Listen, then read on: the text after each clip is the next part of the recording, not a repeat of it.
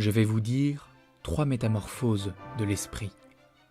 Comment l'esprit devient chameau, comment le chameau devient lion, et comment enfin le lion devient enfant.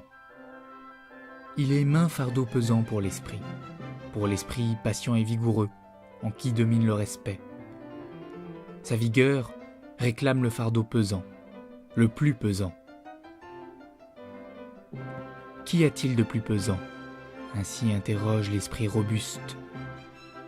Dites-le, ô héros, afin que je le charge sur moi, et que ma force se réjouisse. N'est-ce pas cela ? S'humilier pour faire souffrir son orgueil ? Faire luire sa folie pour tourner en dérision sa sagesse ?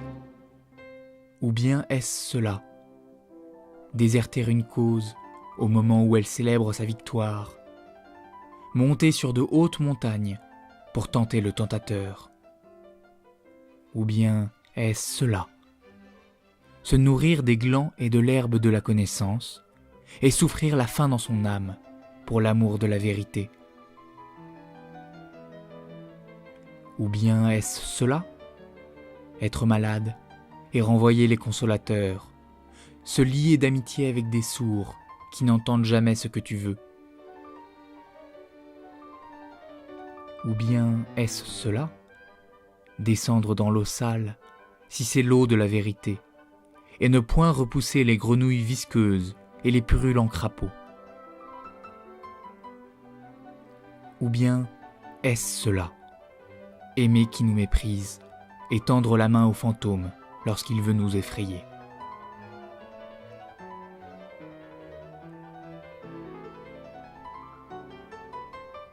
L'esprit robuste charge sur lui tous ses fardeaux pesants. Tel le chameau qui, sitôt chargé, se hâte vers le désert, ainsi lui se hâte vers son désert. Mais au fond du désert le plus solitaire, s'accomplit la seconde métamorphose. Ici l'esprit devient lion. Il veut conquérir la liberté et être maître de son propre désert. Il cherche ici son dernier maître. Il veut être l'ennemi de ce maître, comme il est l'ennemi de son dernier dieu. Il veut lutter pour la victoire avec le grand dragon. Quel est le grand dragon que l'esprit ne veut plus appeler ni dieu, ni maître ? Tu dois s'appelle le grand dragon. Mais l'esprit du lion dit « Je veux ».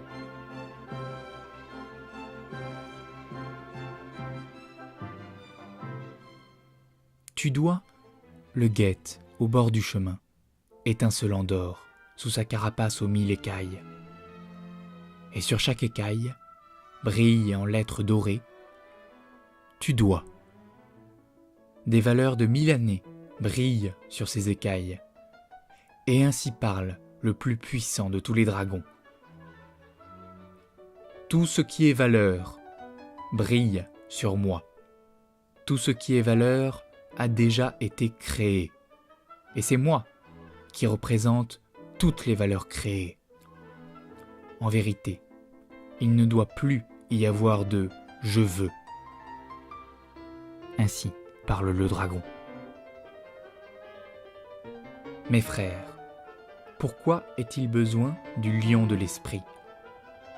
La bête robuste qui s'abstient et qui est respectueuse ne suffit-elle pas ?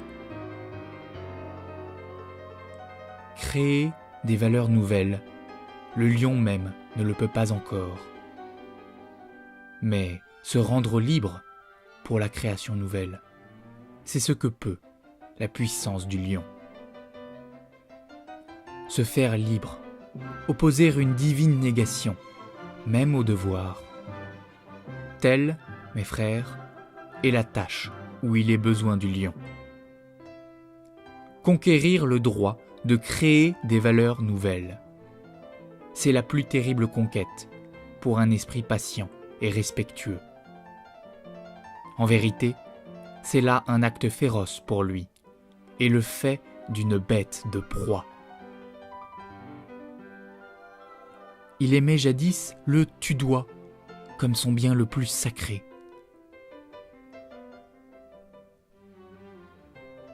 Maintenant, il lui faut trouver l'illusion et l'arbitraire, même dans ce bien le plus sacré, pour qu'il fasse, aux dépens de son amour, la conquête de la liberté. Il faut un lion pour un pareil rapt.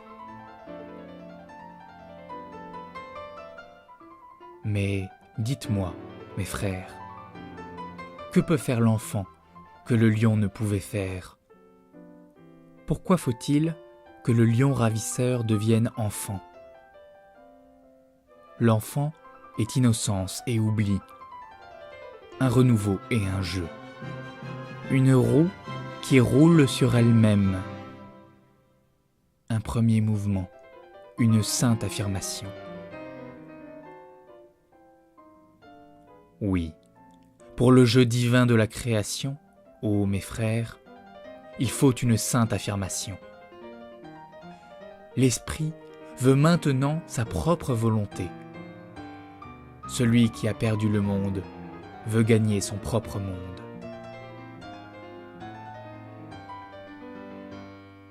Je vous ai nommé 3 métamorphoses de l'esprit.